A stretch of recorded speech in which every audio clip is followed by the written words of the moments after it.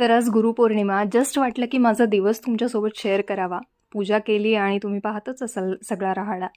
त्यानंतर मीराला झोपून मला पुढचे कामं करायचे होते. त्यामुळे मीराला झोपून नैवेद्य दाखवला, नैवेद्य बनवला आणि मग स्वामींना नैवेद्य दाखवला आणि मग माझी पूजा सुफळ संपूर्ण झाली गुरुपौर्णिमेची.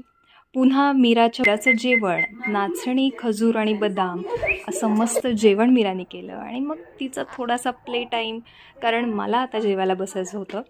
सो मग मी जेवायला बसले, तिला मुरमुरे खायला देऊन, आणि मग थोड्या वेळ दोघींनी पण आराम केला दुपारी मस्त. आणि मग पुढे संध्याकाळी पुन्हा तिचा खेळ, तिला काय काय खेळवायचं, काय दरवेळी नवीन खेळ खेळणार. आणि मग माझा संध्याकाळचा चहा मीराला घेऊन तिला दाखवत, चहा कसा करायचा, चहामध्ये काय टाकायचं हे सगळं तिला सांगून. आणि मीरासुद्धा एकदम छान निरखून सगळं बघत असते की मी काय करते, कशात काय टाकते. असा माझा मस्त संध्याकाळचा चहा झाला. आणि मग त्यानंतर पुन्हा मीराचं नाश्ता, इव्हिनिंग स्नॅक म्हणू शकतो आपण. आणि त्यानंतर मग आले मीराचे डॅडी. आणि मग थोड्या वेळ डॅडीसोबत आणि थोडासा माझा अभ्यास.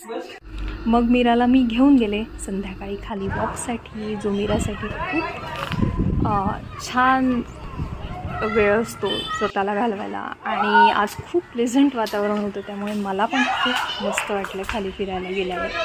थोडा थकवा निघून गेल्यासारखा वाटला.